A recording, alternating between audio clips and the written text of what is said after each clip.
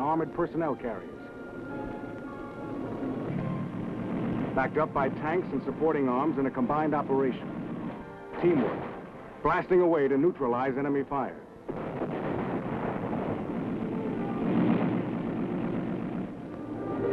Riflemen deployed from the APCs to successfully overrun the enemy. For me, the exercise was the high spot of OCS. Suddenly, you're standing your last inspection. It's the 23rd week. You're almost there.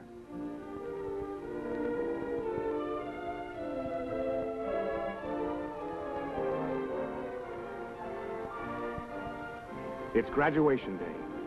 The main event takes place in the beautiful George C. Marshall Auditorium in the school building. Speeches by distinguished guests.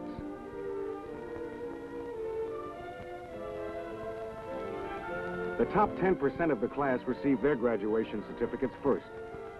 They are known as distinguished graduates.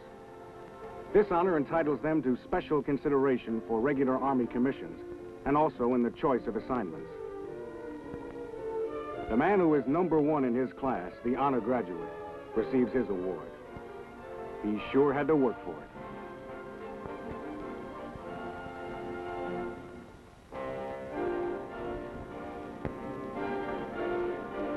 A special award goes to the candidate who proved himself tops in leadership.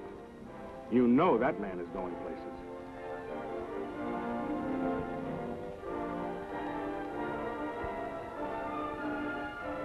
Then your own big moment.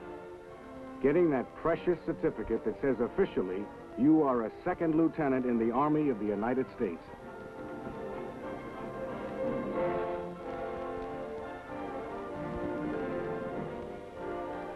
And the swearing in. You try to play it cool, but you know it's the biggest you've ever had. It marks the successful end of the toughest but most rewarding 6 months of your life.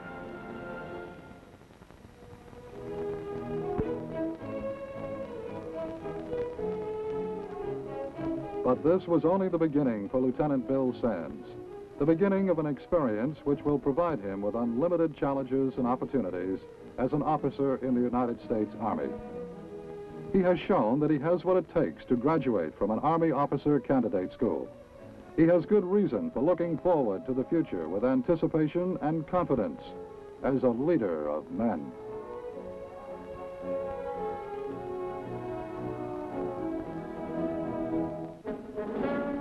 A leader of men. That is what he has become. When he arrives in a combat zone, he is ready. For 6 rugged months through OCS, his determination has been tried, his stamina tested, his natural potential forged into professional competence. He is prepared, whatever his military specialization, to go where the job needs doing and get it done. As an artillery officer, he is ready to handle the complexities of providing fire support to ground units in action.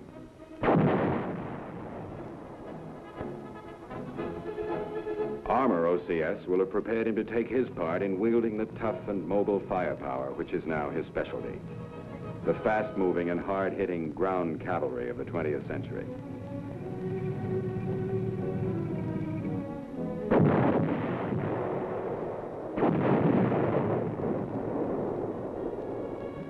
As an engineer OCS graduate, he may be involved in construction projects which are truly massive in scope and essential to the success of combat forces in the field. He may share in the building of a working harbor, from ranks of high-capacity piers to the complex of administration buildings, barracks, and the rest, without which the great harbor could not function. A harbor whose capacity and monthly tonnage traffic equals that of many commercial harbors of the world.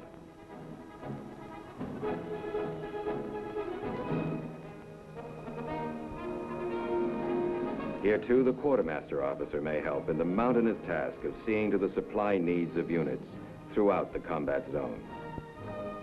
Tons of equipment and materiel must be stored and stockpiled economically and safely, moved to their destinations promptly.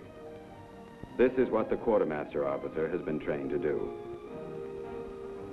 Supplying and maintaining the Army's firepower is a function of the Ordnance Branch, and its officers are trained to supervise the repair of weapons, the replenishment of ammunition supplies, the sustaining of the massive firepower of today's combat army. The movement of all this vital equipment and materiel, and indeed of the men themselves, will be the concern of the officer of the Transportation Corps. All of these specialized skills, these specific areas of training and ability, combine to make possible the overall combat effectiveness of the Army in the field. And in every aspect of all this, leadership is what makes success possible. Officers whose training befits them to guide men, to use the newest weapons and equipment and tactics, to carry out the mission of the soldier, to close with and destroy the enemy.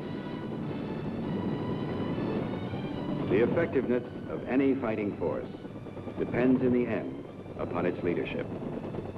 And leadership, though its potential is greater in some men than others, depends in large degree upon training. That leadership is something that can be learned and taught. The success of the officers' candidate training program has proved beyond doubt, and proved it where it counts, on the field of battle. The junior officer of today's Army, when he completes the 6 months of rigorous physical and mental and technical training that is OCS, has earned his position as an officer by his sweat and his demonstrated skill and professional competence. And he has earned as well the thanks and respect of the nation in whose defense he is ready to use that skill and competence.